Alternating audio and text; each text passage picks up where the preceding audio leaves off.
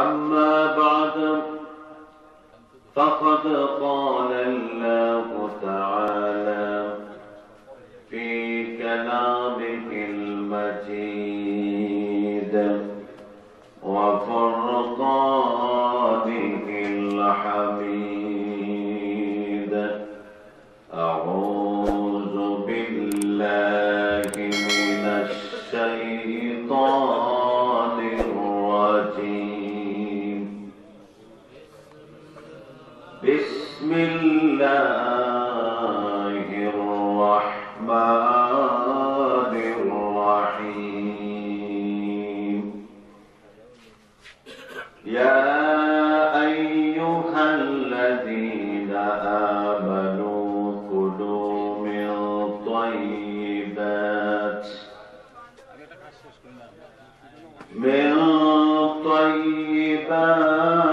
ما رزقناكم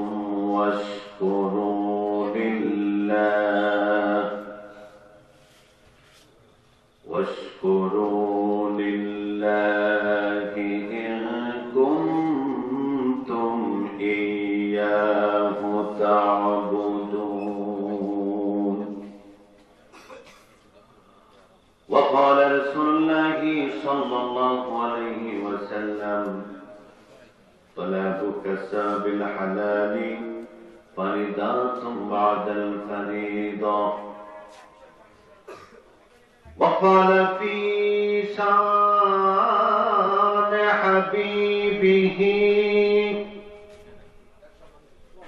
ومحبوبه ومعصومه ومقبلا وآمرا إن الله وملائكته يصلون على النبي يا أيها الذين آمنوا صلوا عليه وسلموا تسليما. اللهم صل على سيدنا مولانا محمد وعلى آله سيدنا مولانا محمد। सुरे दुरे दुरुद पढ़ो भाई मुसलमान, चुप करे बसे देखो ना मुझे दुरूद सुनेन नबीजी, मुझे दुरूद सुनेन नबीजी। ओए जे मदीनार कमली वाला अल्लाहुम्मा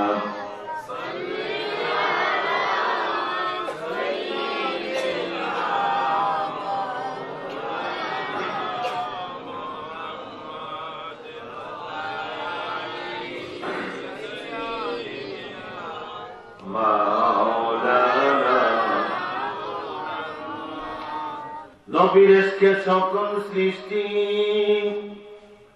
ওই আকাশ আর ওই জমিন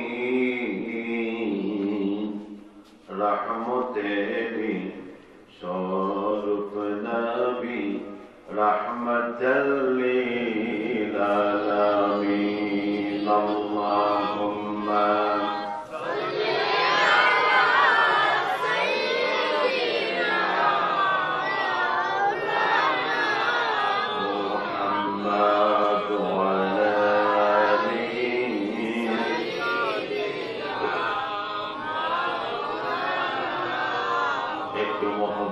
जिक्र करे ला इलाहा इल्लल्लाह ला इलाहा इल्लल्लाह ला इलाहा इल्लल्लाह।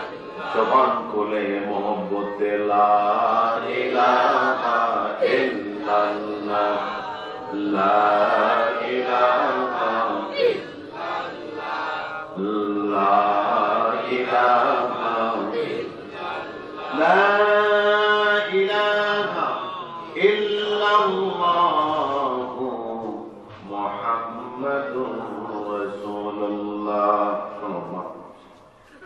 صل وسلم وبارك উপস্থিত নূরজাহান চা বাগান ইসলামী যুব সংঘের উদ্যোগে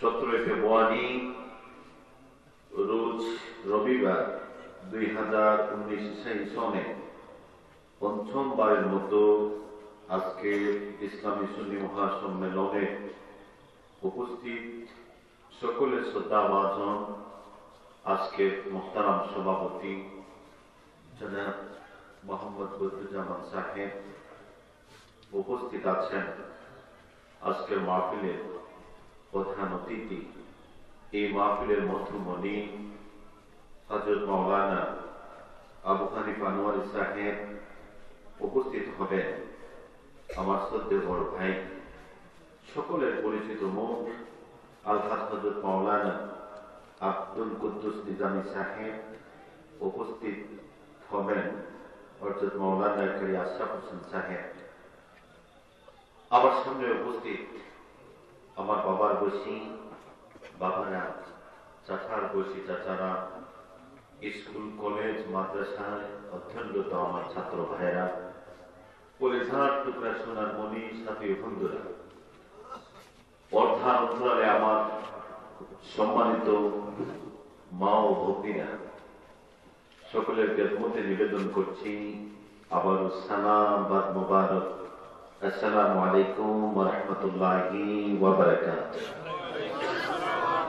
মহান আল্লাহ সুবহানাহু ওয়া তাআলার দরবারে লক্ষ কোটি শুকর আদায় করি যে আল্লাহ পাক আজকের দিনে যে আবহাওয়ার পরিবেশ আমাদের সামনে ফুটে উঠেছিল দুর্যোগপূর্ণ আবহাওয়া, এই দুর্যোগপূর্ণ পরিস্থিতি অতিক্রম করে আমাদেরকে আজকে নূরজাহান চা বাগান জামে মসজিদ সংলগ্ন মাঠে কোরআন এবং হাদিসের আলোচনায় বসা এবং শোনা বলা কথা শুনে আমল করা যে সুযোগ এবং পরিবেশ করে দিয়েছেন, আসুন আমরা সকলে সেই মাওলার আলিশান দরবারে হৃদয়ের সবটুকু আবেগ অনুভূতি ভালোবাসা উজাড় করে দিয়ে প্রত্যেকে পড়ে নিই কালেমাতুশ শুকুর আলহামদুলিল্লাহ। হিম্মত দিয়ে জোরে বলে আলহামদুলিল্লাহ। লক্ষ কোটি তার চেয়ে অনেক অনেক গুণ দুরূদ ও সালাম পাঠ করছি আল্লাহর সৃষ্টি প্রধান আকর্ষণ সমস্ত নবীগণের সেরতাজ আপনার আমার প্রত্যেকের সাফায়াতের কান্ডারি নূরুন আলা নূর নবিয়ুনা শাফিউনা হাবিবুনা মাওলানা মুহাম্মদ সাল্লাল্লাহু আলাইহি ওয়াসাল্লামের উপর আল্লাহ পাক যেন আমাদের পক্ষ থেকে সমস্ত দুরূদ এবং সালামের হাদিয়া ওই সোনার টুকরা জমিনে মদিনাতুল মুনাওয়ারায় বিশ্বনবী মুহাম্মদ সাল্লাল্লাহু আলাইহি ওয়াসাল্লামের কদম মুবারকে পৌঁছে দেন, সকলে বলি আমিন। আমিন। সম্মানিত সুধী, আমরা মুসলমান জাতি, আমাদের জন্য যে সময়টা আমরা অতিবাহিত করতেছি সেই সময়টা অত্যন্ত একটা দুর্যোগপূর্ণ মুহূর্ত, যে সময় একজন মুসলমানের ঈমান ধরে রাখাটা অনেক কঠিন হয়ে দাঁড়ায়, ঠিক কিনা? কারণ আজকে বাংলার জমিনে এমন কোন গ্রাম নেই, এমন কোন গঞ্জ নেই যে জায়গায় ওয়াজ মাহফিল নেই, আছে না? নেই। দুঃখের বিষয় আমরা দেখতে পাই ইউটিউবের ভিতর যখন আমরা বুঝি কিছু ভালো কথা যখন শুনি তখন দেখি আমরা দম ফাটানো হাসির ওয়াজ, আছে না? নাই। নাচতে নাচতে পেট পেতে যাবে।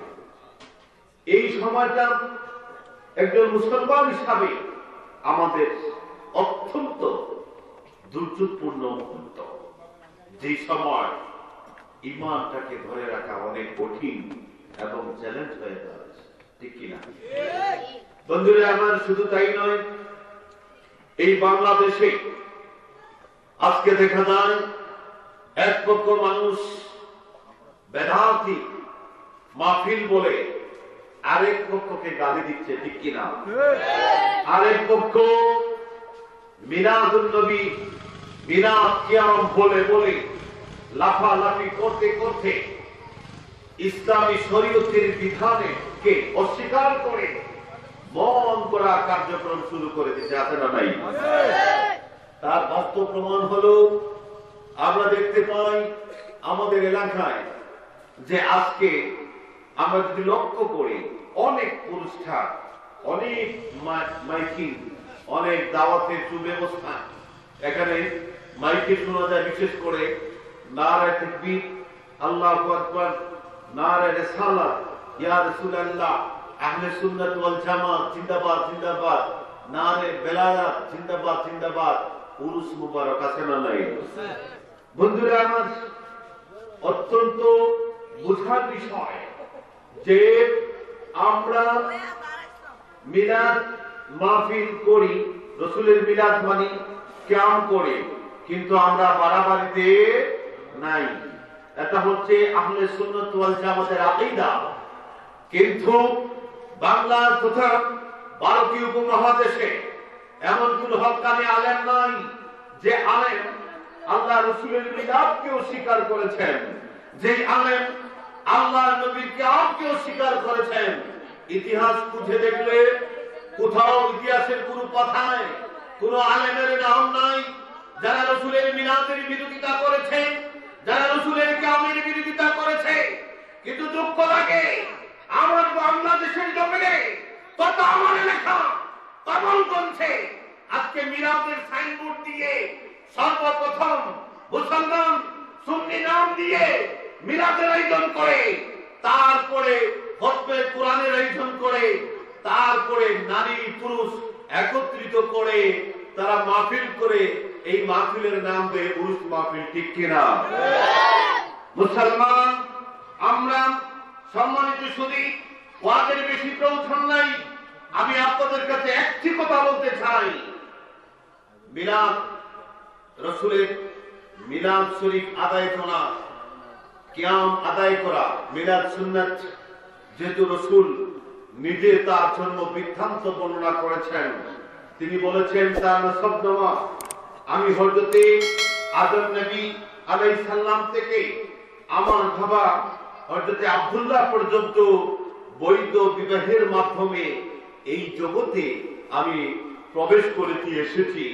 এই জন্য রাসূল যেহেতু তার জন্ম বৃত্তান্ত এই নসবনামা বর্ণনা করেছেন, বিদায় রাসূলের কথা, রাসূলের কাজ, রাসূলের মৌন সম্মতি, রাসূলের ইচ্ছা শক্তি সব উম্মতে মুহাম্মদের জন্য সুন্নাত, ঠিক কিনা? বন্ধুরা আমার, আমরা কমলগঞ্জের মানুষ ছোট্ট সময়ে দেখতাম যে আমাদের এলাকায় উরুস বলতে, আমি যখন সুফাতারি মাদ্রাসায় পড়তাম তখন দেখতাম শমশাননগরে একটা মফিসার মাজারে এখানে উরুস হতো, আর শুনতাম আদমশার মাজারে উরুস হতো। কিন্তু দুঃখ লাগে আজকে দেখা যায় কমলগঞ্জে এমন কোন দিন নাই, এমন কোন সময় নাই, এমন কোন জায়গা নাই যে জায়গায় উরুস হচ্ছে তাও আবার আহলে সুন্নাত বলে, ঠিক কিনা? এই জন্য আমরা যারা এখানে এসেছি আমাদের উচিত ওই মাহফিলে যাওয়া, এই ধরনের এটাই বেদা। আমরা যদি আজকে তাদের বিরুদ্ধে কথা বলি, তাদের বিরুদ্ধে যদি কোরআন হাদিসের যুক্তি দেই, কোরআন হাদিসের যুক্তি উপস্থাপন করি, প্রমাণ বা দলিল তাদের সামনে পেশ করি, তখন তারা আমাদেরকে গালি দেয়। এমনও হলে যদি সুযোগ পাই তাহলে মাথাটা ফাটাবো, নাউজুবিল্লাহ বলুন। বন্ধুরা আমার, বড় দুঃখ লাগে আল্লাহ রাসূল সাল্লাল্লাহু আলাইহি ওয়াসাল্লাম ইসলামের ৭০০ বিধান বড় কষ্ট করে দিন রাত পরিশ্রম করে অনেক বাধা বিপত্তি প্রতিকূলতার সময় অতিক্রম করে মোকাবেলা করে দিনকে কায়েম করে আমাদের জন্য রেখে গেছেন। কোথায় আছেন? ওই সোনার টুকরা জমিনে মদিনাতুল মুনওয়ারা। আল্লাহ রাসূল সাল্লাল্লাহু আলাইহি ওয়াসাল্লাম দুনিয়ার জিন্দেগি অতিক্রম করার পূর্ব মুহূর্তে সাহাবায়ে কেরামদেরকে বললেন, হে আমার সাহাবীরা, তোমরা আমার আদর্শ দেখে, তোমরা আমার কাজ দেখে, আমাকে দেখে, আমাকে অনুসরণ করে কালেমা পড়ে মুসলমান হয়েছ। কিন্তু আমি দুনিয়ার জিন্দেগি ত্যাগ করে যখন কবর জগতে চলে যাব, কবর জগতে চলে যাওয়ার পরে আমার উম্মত, এতিম উম্মত কিয়ামতের রাত পর্যন্ত দুনিয়ার জমিনে আসবে। আমার সাহাবীরা, আমার সাথীরা, তোমাদের কাছে আমি একটি দায়িত্ব দিয়ে গেলাম। আমার যখন উম্মতরা আসবে, এতিম উম্মতরা আসবে, তাদের প্রতি আমি মুহাম্মদ রাসূলুল্লাহ সাল্লাল্লাহু আলাইহি ওয়াসাল্লামের পক্ষ থেকে দায়িত্ব হলো, ওয়া ফি হায়াতি খায়রুল লাকুম ওয়া ফি মামাতি খায়রুল লাকুম। তোমরা তাদেরকে বলে দিবা যে আমি মুহাম্মদ রাসূলুল্লাহ দুনিয়ার জমিনে জীবন দশা অবস্থায় আমার উম্মতের জন্য যেমনই ভাবে রহমত ছিলাম, আজকে ওই কবর জগতে যাওয়ার পরে আমি আমার উম্মতের জন্য তেমনি ভাবে রহমত হিসাবে থাকবো। সুবহানাল্লাহ। তো বন্ধুরা আমার, আজকে যারা ওই মিলাদ কে পুঁজি করে মাজারে, এখানে আমার সভাপতি সাহেব, আপনি মাশাআল্লাহ সভাপতি সাহেব আছেন, অবশ্যই শিক্ষিত মানুষ। যারা শিক্ষিত মানুষ এরা এইগুলা পছন্দ করে না। আমরা তো ওয়াজ শুনি, অনেক ওয়াজ শুনি, কথা শুনবো, কিন্তু এলাকার ছেলে হিসাবে আমার উপর দায়িত্ব হচ্ছে মুসলমানদেরকে ওই বিপদগামী রাস্তা থেকে ফিরিয়ে রাখা, ঠিক কিনা? বন্ধুরা আমার, আজকে আমার মূল আলোচ্য বিষয় হচ্ছে হারাম এবং হালাল। হালাল এবং হারাম। আমরা হালাল শব্দটা আরবি, হারাম শব্দটা আরবি। এর অর্থ হচ্ছে বৈধ। হালাল অর্থ হচ্ছে বৈধ, আর হারাম শব্দের অর্থ হচ্ছে অবৈধ। এখন হালাল মানে গ্রহণযোগ্য, আর হারাম মানে পরিত্যাজ্য, অর্থাৎ অগ্রহণযোগ্য। হালাল মানে বৈধ, হারাম মানে অবৈধ। কোরআনুল কারীম থেকে আমি তেলাওয়াত করেছি। আমার আল্লাহ পাক কোরআনুল কারীমে ইরশাদ করেছেন, ইয়া আইয়ুহাল্লাযীনা আমানু কুলু মিন তাইয়্যিবাতি মা রাযাকনাকুম ওয়াশকুরু লিল্লাহি ইন কুনতুম ইয়্যাহু তা'বুদুন। আমার আল্লাহ পাক রব্বুল আলামিন বলেন, এই বান্দাগণ, আমি তোমাদেরকে যা দিয়েছি, আমি তোমাদেরকে যা দিয়েছি তা থেকে হালাল ভাবে ভক্ষণ করো, আর আমি আল্লাহর শুকর আদায় করো যদি তোমরা আমার দাসত্ব স্বীকার করো। সুবহানাল্লাহ। এখানে বুঝার বিষয়, আল্লাহ পাক ঈমানদার বলেছেন। বলতে পারতেন যে হে আমার গোলাম, হে আমার মানব জাতি, অথবা মুসলমান জাতি বলতে পারতেন না। আল্লাহ পাক এখানে ইয়া আইয়ুহাল্লাযীনা আমানু, ঈমানদারদের পরিচয় দিয়ে বলতেছেন যে হে ঈমানদারগণ, তোমরা আমার দানকৃত, আমার দেয়া জিনিসগুলো হালাল ভাবে ভক্ষণ করো, সুবহানাল্লাহ, হালাল ভাবে উপার্জন করো, এবং আমি আল্লাহর শুকর আদায় করো যদি তোমরা আমার দাসত্ব স্বীকার করো, অর্থাৎ ইবাদত বন্দেগী করো। বন্ধুরা আমার, আজ থেকে ১৫০০ বছর পূর্বে আল্লাহর হাবিব মুহাম্মদ আলী মুহাম্মদুর রাসূলুল্লাহ সাল্লাল্লাহু আলাইহি ওয়াসাল্লাম ইরশাদ করেছেন, তলাবু কাসাবিল হালালি ফরিদাতুম বাদাল ফরিদা আল্লাহর হাবিব বলেছেন ফরজের উপর সর্বোচ্চ ফরজ হচ্ছে হালাল উপার্জন। চিৎকার করে সুবহানাল্লাহ। আল্লাহর হাবিব কি বলেছেন? ফরজের উপর ফরজ হচ্ছে হালাল উপার্জন। ফরজের উপর ফরজ হচ্ছে হালাল উপার্জন। এখন মুসলমানদের জন্য ফরজ কি? কয়টা? কয়টা বিধান? 5টা। কি? কালেমা, নামাজ, রোজা, হজ, যাকাত। একটু জোরে জোরে আমরা বলি, কালেমা, নামাজ, মাশাআল্লাহ। বন্ধুরা আমার, আল্লাহ রাব্বুল আলামিন কালেমা, নামাজ, রোজা, হজ, যাকাত সব ফরজের উপরে দিনের নবী মুহাম্মদুর রাসূলুল্লাহ সাল্লাল্লাহু আলাইহি ওয়াসাল্লাম বলেছেন হালাল ভাবে উপার্জন করা। সুবহানাল্লাহ। যেহেতু রাসূল পাক সাল্লাল্লাহু আলাইহি ওয়াসাল্লাম বলেছেন, যেহেতু মুসলমানদের জন্য এটা কি হয়েছে? সব বৈধ হয়ে গেছে। কি? হালাল ভাবে উপার্জন করা।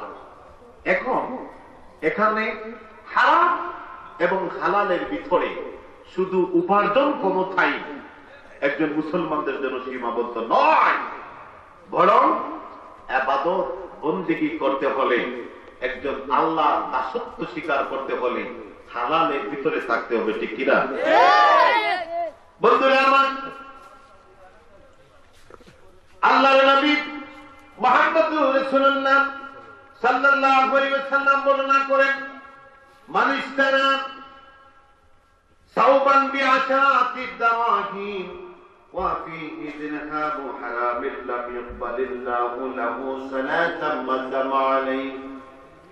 আল্লাহর হাবিব বর্ণনা করেন, কোন একজন মুসলমান যদি 10 দিরহাম দিয়ে একটি জামা যদি কিনে, ওই জামার ভিতরে যদি একটা দিরহাম হারাম ভাবে সংযুক্ত থাকে, তাহলে ওই লোকটার নামাজ আল্লাহর দরবারে কখনোই কবুল হবে না। আমি আরো ভাঙ্গি কথা, যেমন 10 টাকা 10 দিরহাম, এখানে যারা দিরহাম বলতে টাকা মনে করে, 10 টাকা এখন তো টুপি পাওয়া যায়, যায়নি 100 টাকা মনে করেন, 100 টাকা দিয়ে একজন মুসলমান একটা টুপি কিনলেন তার ব্যবহারের জন্য।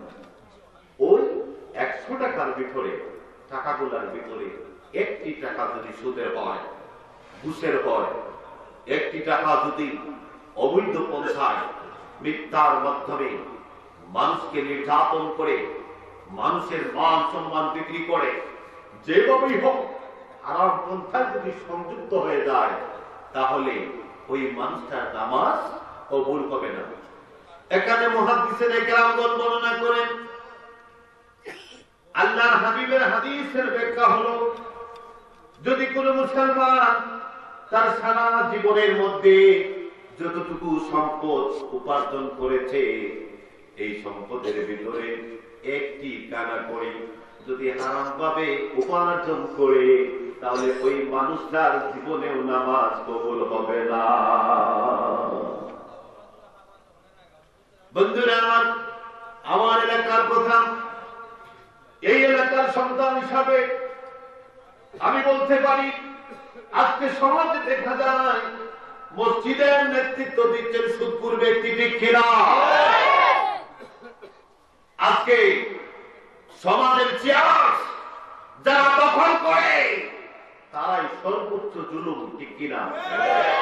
আজকে আমাদের সমাজে এমপি, মন্ত্রী, মিনিস্টাররা রাস্তা নির্মাণ করেন, সেট দিয়ে দেন, বৃষ্টি বাদলের ছড়িতে বাঁচাবে 6 বছরের গানকি রাস্তা 3 মাসেই ব্যাংকে চুরমার হয়ে যায়। ঠিক কিনা? এটা কি হালাল না হারাম হবে?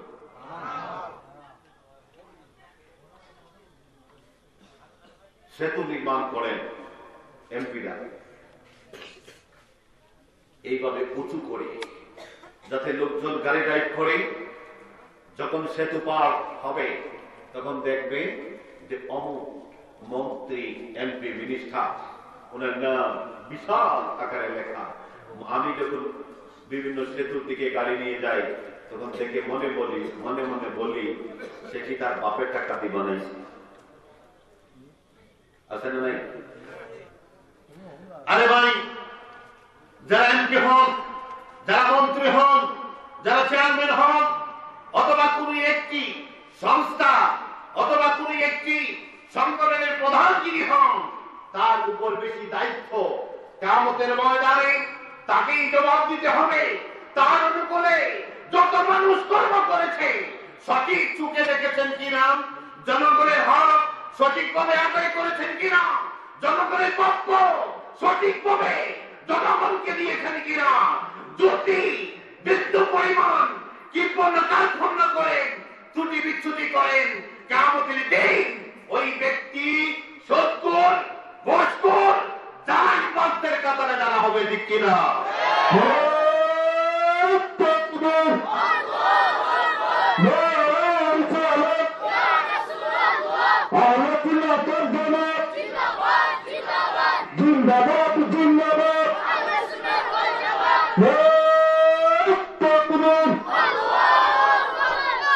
বন্ধুরা আমার, কথা ছিল হালাল এবং হারাম বিষয়ের উপর কথা। এটা অত্যন্ত গুরুত্বপূর্ণ বিষয়। এই জন্য যেহেতু আমরা আল্লাহ পাকের ইবাদত করি, আমাদের নামাজ কবুল হতে হলে আমাদের এই দুনিয়ার জিন্দেগি, আল্লাহর কাছে পরীক্ষার জিন্দেগি যদি আমরা পরীক্ষায় পাস করতে চাই, তাহলে অবশ্যই 100% আমাদেরকে বৈধভাবে উপার্জন করতে হবে। বন্ধুরা আমার, এই সমাজে যারা টেন্ডারবাজি করেন, রাস্তায় সরকার বরাদ্দ দিয়েছে 10 কোটি, কিন্তু 1 কোটি খরচ করে রাস্তা নির্মাণ করলেন আর বাকিটা নিজের প্যাকেটে ঢুকালেন। আল্লাহর হাবিব এই সম্পর্কে 1000 বছর পূর্বে ইরশাদ করেছেন, লা ইয়াদখুলুল জান্নাতা লাহমুন নাবাতা মিনাস সুহতি ওয়া কুল্লু লাহমিন নাবাতা মিনাস সুহতিন নার। আল্লাহ রাসূল বর্ণনা করেন, হারাম টাকা দ্বারা, হারাম বস্তু দ্বারা, হারাম উপার্জন টাকা দ্বারা, উপার্জন বস্তু দ্বারা গঠিত দেহের মাংসটুকু জাহান্নামের জন্যই উপযুক্ত। আল্লাহ রাসূল বর্ণনা করেন, হারামকে নিজের যেই দেহ গঠিত হয় সেই দেহ জান্নাতের উপযুক্ত না, বরং জাহান্নামের জন্য সর্বোচ্চ উপযুক্ত, ঠিক কিনা? কে বলেছেন? কথা বলেন। রাসূল, দিনের নবী বলেছেন, বুঝা দরকার। রাসূল বলেছেন যে লা ইয়াদখুলুল জান্নাতা লাহমুন, কখনোই ওই দেহ জান্নাতে যাবে না যেই দেহ হারাম দ্বারা গঠিত। নাউযুবিল্লাহ। আর হারাম উপার্জনের দ্বারা গঠিত দেহটা জাহান্নামের জন্য উপযুক্ত। বন্ধুরা আমার, আল্লাহর হাবিব মুহাম্মদুর রাসূলুল্লাহ সাল্লাল্লাহু আলাইহি ওয়াসাল্লাম বর্ণনা করেন, আতাইতু লাইলাতাল উসরিয়া বিআলা কাওমিন বুতুনাহুম কাল বুয়ুতি ফিহা হায়াতুনা মিন জারিদি বুতুনিহিম ফাকুলতু মান হাউলাই ইয়া জিবরাইল ক্বালা হাউলাই আকালাতুর রিবা। আল্লাহ রাসূল সাল্লাল্লাহু আলাইহি ওয়াসাল্লাম 1000 বছর পূর্বে বর্ণনা করেন, আমি মেরাজ রাত্রিতে দেখলাম কিছু সংখ্যক মানুষ আমার সামনে উপস্থিত হয়েছে, যাদের পেট বড় বড় ছালের নিয়ায়, বড় বড় গলে ছালের নিয়ায়। আমি দেখলাম তাদের পেটের ভিতরে বিষাক্ত সাপ ঘোরাঘুরি করতেছে। আমি আরো দেখলাম তাদের পেট ছিদ্র করে সাপ জমিনে পড়তেছে। এই অবস্থা থেকে আমি যখন জিবরিলকে প্রশ্ন করলাম, হে জিবরিল তারা কারা? জিবরিল উত্তর দিল, ইয়া রাসূলুল্লাহ, আপনার উম্মতের মধ্যে যারা সুদ খাবে। নাউযুবিল্লাহ, যারা সুদ খাবে। রাসূলের হাদিস কি? কিয়ামতের দিন যারা সুদ খাবে, ঘুষ খাবে, যারা অন্যায়ভাবে মানুষের হক নষ্ট করবে, যারা অহংকার করে, জুলুম করে, চাঁদাবাজি করে অথবা টেন্ডারবাজি করবে, এদের কিয়ামতের দিন এদের পেটটা হবে বিশাল বড় বড় করে চালের মতো, বড় বড় করে চালের মতো। বন্ধুরা আমার, কিয়ামতের দিন দিনের নবী বলেছেন, সুদখোর মানুষদের পেটটা বিশাল আকৃতি হয়ে যাবে। এমন বিশাল আকৃতি হবে যে লোকগুলা উঠে দাঁড়াতে পারবে না তার পেটের ওজনে। তার পেটের ওজনে লোকগুলা দাঁড়াতে পারবে না, বিশাল আকৃতি হয়ে যাবে। ফুসকা মাছের মতো, অথবা এই যে ছোটবেলা, জানি না আপনারা দেখেছেন কিনা, আমরা ছোটবেলা দেখেছি বাড়িতে লোকজন আসতো মাথায় ডাকটি নিয়ে, কাপড় রাখবানি, কাপড় রাখবানি, দেখে দেখছেন? হ্যাঁ, বিশাল বুস্কির মতো পেটটা হয়ে যাবে। পেট হয়ে যাওয়ার পরে রাসূল বলেছেন, শীঘ্র করে সাপ পড়বে। একটা সাপ জমিনে পড়বে, তাড়াতাড়ি পিছনে চলে যাবে। আরেকটি সাপ পড়বে, এটাও তার পিছনে চলে যাবে। প্রথম সাপের পিছনে আরেকটি সাপ বের হবে, এটা দ্বিতীয় সাপের পিছনে চলে যাবে। প্রথম সাপটা বিশাল আকৃতি রূপ ধারণ করে সে নিঃশ্বাস টান দিবে। নিঃশ্বাস টান দেওয়া মাত্র ওই সুদখোর ঘুষখোর ব্যক্তি তার পেটের ভিতরে ঢুকে যাবে। বন্ধুরা আমার, ওই লোকটা সাপের ভিতরে ঢুকে যাওয়ার পর সাপ তাকে খাদ্য হিসাবে গ্রহণ করবে, কোড়মুড় করে তাকে খেয়ে ফেলবে। খেয়ে যাওয়ার পরে মুহূর্তের মধ্যে পায়খানা করে দিবে। পিছনের সাপের সামনে ওই পায়খানা থেকে আবার সুদখোর ব্যক্তির উৎপত্তি হবে। তারপরে পিছনের সাপটা আবার তাকে, দ্বিতীয় সাপ তাকে আবার খেয়ে ফেলবে, সেও পায়খানা করে দিবে। তার পিছনের সাপ, তৃতীয় সাপ তাকে খাবে, খাবার পরে পায়খানা করে দিব। ওখান থেকে তার উৎপত্তি হবে। যখনই উৎপত্তি হবে সে দেখতে পারবে সাপগুলা আবার মাথা ঘুরিয়ে তার জন্য খাওয়ার জন্য প্রস্তুত হয়ে যাবে। এইভাবে কিয়ামতের দিন সুদ করে শাস্তি হবে। আমাদের মাযহাবের ইমাম আবু হানিফা রাহমাতুল্লাহ আলাইহি বর্ণনা করেন, কিয়ামতের দিন সুদ করে এমন অবস্থা হবে, চোখের চামড়াটা কাঠের ন্যায় হয়ে যাবে। তারা চোখ খুলতে পারবে না, কিছুই দেখতে পারবে না। পেটটা বিশাল আকৃতির হয়ে যাবে, পাটা বাসের সিংলার মতো হয়ে যাবে। আল্লাহর ফেরেশতারা জাহান্নামের দায়িত্বে যারা থাকবেন, তারা সুদখোর ব্যক্তিকে এইভাবে ধরবেন, আল্লাহর বান্দা আপনি জানান। তখন সুদখোর ব্যক্তি ফেরেশতাদেরকে বলবেন, হে ফেরেশতা, আমি তো দাঁড়াতে পারি না, আমি তো চোখ খুলতে পারি না, একটু সুযোগ, একটু সাহায্য করুন যাতে আমি দাঁড়াতে পারি, একটু হেল্প করেন আমাকে যাতে আমি দেখতে পারি। ফেরেশতারা বলবেন, বান্দা, দুনিয়া জমিনে টাকা দিয়ে তুমি টাকা বৃদ্ধি করেছো, মানুষকে ঠকিয়ে তুমি সম্পদ উপার্জন করেছো, অথবা ইচ্ছা করে জুলুম করে ঘুষ খেয়েছো, তোমার টেন্ডারবাজি করেছো, সেই সময় তো তুমি আল্লাহর কোন ফেরেশতার সাহায্য চাও নাই। হে আল্লাহর বান্দা, না না, তোমাকে কোনো সাহায্য করা যাবে না, তুমি রেডি হয়ে যাও, তোমার ঠিকানা এই রাস্তা দিয়ে জাহান্নামে, তোমার গন্তব্যস্থানে এই দিক দিয়ে যাও। বন্ধুরা আমার, কিয়ামতের দিন আল্লাহ রাব্বুল আলামিন সুদখোর ব্যক্তিদেরকে উঁচু জায়গায় দাঁড় করাবেন, উঁচু জায়গায় দাঁড় করাবেন। উঁচু জায়গায় দাঁড় করানোর পরে আল্লাহর ফেরেশতা যারা দায়িত্বে থাকবেন তারা বলবেন, হো আল্লাহর বান্দা, আপনি হাঁটা শুরু করে দেন, ওই দিক দিয়ে আপনার রাস্তা এবং বিশাল আকারের একটি রাস্তা, যান যান আপনি চলে যান। বন্ধুরা আমার, রাস্তাটা এইভাবে উঁচু থাকবে, সুদখোর ব্যক্তি যখন ওই রাস্তার সামনে দাঁড়াবে, ফেরেশতারা যখন হাতটা ছেড়ে দিবেন, বন্ধুরা আমার, সুদখোর ব্যক্তি গোড়াগুড়ি করতে করতে, যারা ফুটবল খেলে ফুটবলের মধ্যে যেভাবে লাথি দিলে ফুটবল গোড়াগুড়ি করে, সুদখোর ব্যক্তি এইভাবে গোড়াগুড়ি করতে করতে করতে করতে আল্লাহর তৈরি জাহান্নামে যাবে।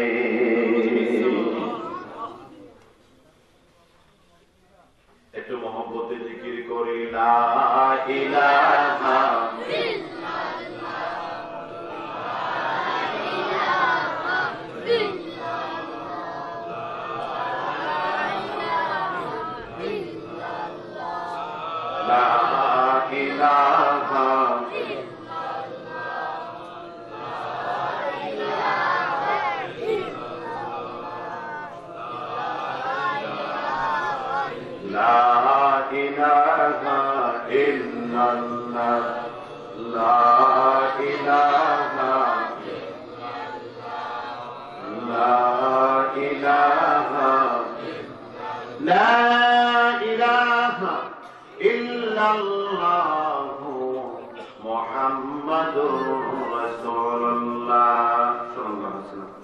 বন্ধুরা, আপনাদের কি কষ্ট হচ্ছে? বুঝে আমাদের কোনো কষ্ট হচ্ছে? তাহলে ওই যে দাঁড়িয়ে আছেন আপনারা বসে পড়েন। মাশাআল্লাহ,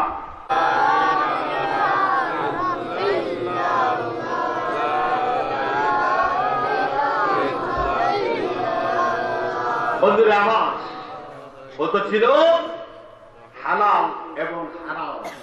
আমরা তো শুধু হালাল বলতেই বুঝি চাকরির বেতন, নাকি চাকরি করলেই হালাল হয়, আর সুদে টাকা দিলেই হারাম হয়।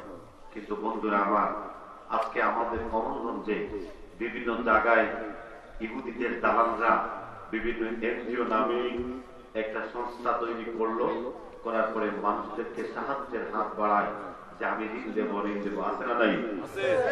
ওইখানে দেখা যায় এই ইহুদির দালালের বাচ্চারা মুসলমান ভাইকে ঋণ দেওয়ার জন্য প্রস্তাব দেয়, কিন্তু পুরুষকে দেয় না, মহিলাকে দেয়, ঠিক কিনা? আছে না নাই? আমরা মুসলমান, জোরে আওয়াজ আছে না নাই? স্বামী বিদেশে তাকে, স্ত্রী বাড়িতে ঋণ আনতে হলে স্ত্রীর ছবি লাগে, আছে না? কথা বলে, এটা হারাম না হালাল? জোরে, হারাম না হালাল?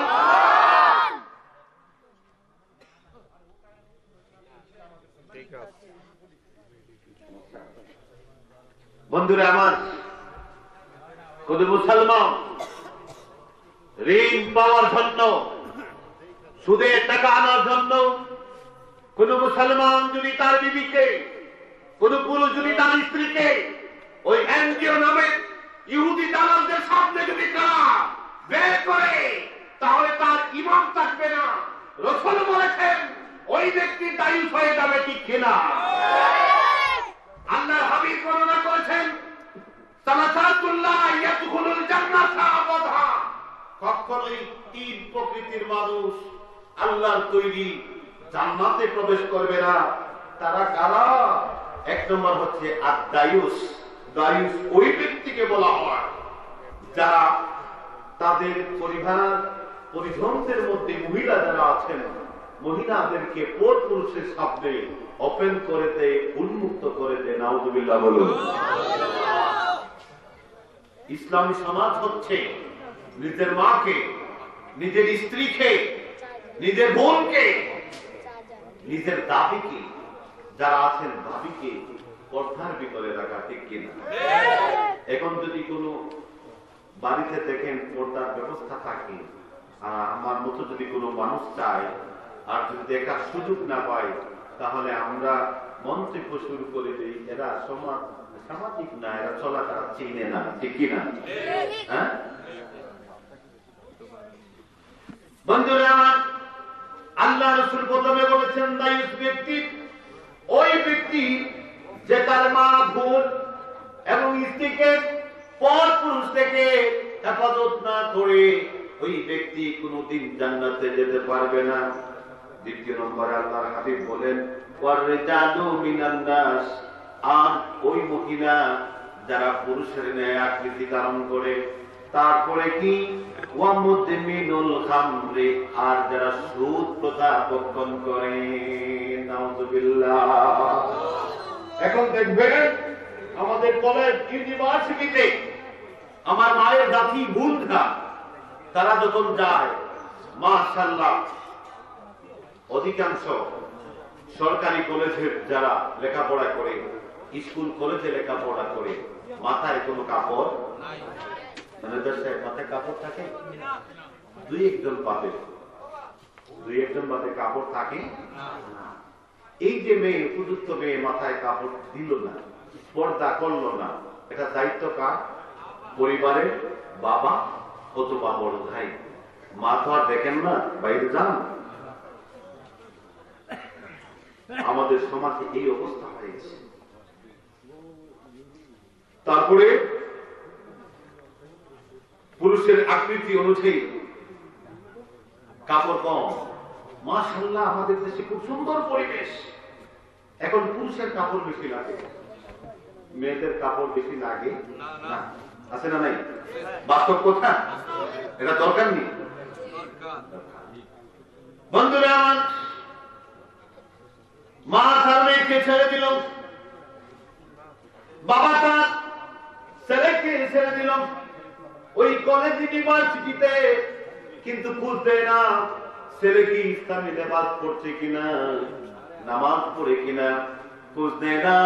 মেয়ে কিভাবে স্কুলে যাচ্ছে, কলেজে যাচ্ছে, খোঁজ নেয় না।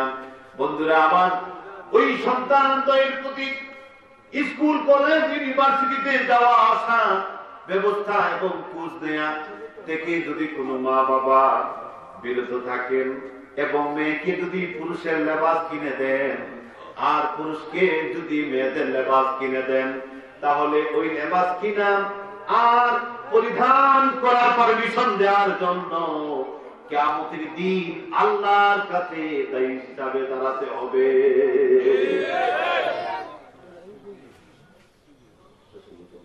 আমার সময় শেষ।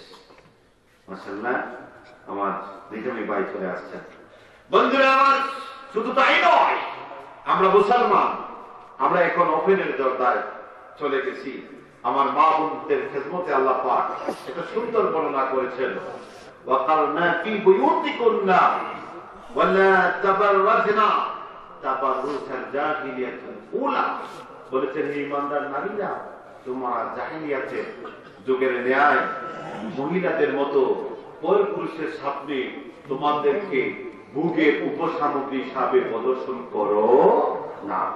আমরা তো এখন এমন সময়ে এসে গেছি যেই সময়ে আমাদের পরিবার ইসলাম নেই। এখন শুধু ইসলাম আছে মসজিদের ইমাম যদি উনার কাছে। আরে বাবা, যদি ইমাম সাহেবের সামান্য ত্রুটি পড়ে শেষ, একবারে ছোট থেকে ধরে বড় সবার কাছে জবাব দিতে হয়, ঠিক কিনা? আছে না নেই? কারণ কি, ওই ইমাম সাহেবের ভুল যদি না ধরি তাহলে আমিও মোটা বা সম্মানী পরিচয় সমাজে দিতে পারি না। বন্ধুরা আমার, আসেন কোথায়? শুধু ইমাম সাহেব পরিবারে পর্দা আছে কিনা এটা আমরা সবাই খুঁজি। ইমাম সাহেব ওনার বিবিকে নিয়ে কেমনে গেলেন এটা আমরা খুঁজি, কিন্তু নিজের তার বেলায় নাই, নিজের দিকে নাই।